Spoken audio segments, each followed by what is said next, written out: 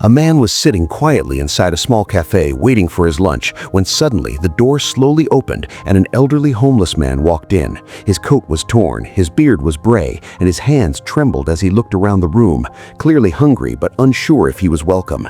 Some customers glanced at him and quickly looked away. The old man slowly sat down at an empty table, saying nothing.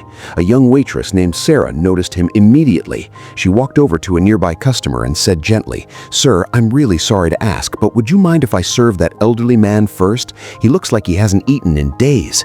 The man smiled kindly and replied, "Of course, please take care of him."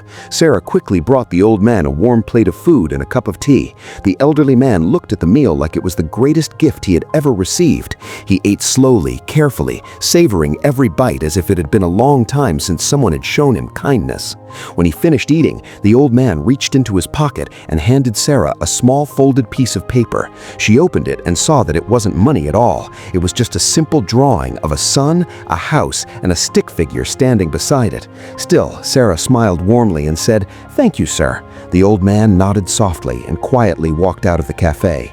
Curious, the customer called Sarah over and asked, "I saw that paper he gave you. That wasn't money. Why did you accept it?" Sarah smiled gently and said, "That man is homeless and mentally unwell. He believes those drawings are money. He comes here almost every day." The man looked surprised. "Every day?" Sarah nodded. "For 3 years now. I serve him food and my manager deducts the cost from my salary each month, but I don't mind. Someone has to care about him." The man sat silently for a moment, deeply moved by her kindness.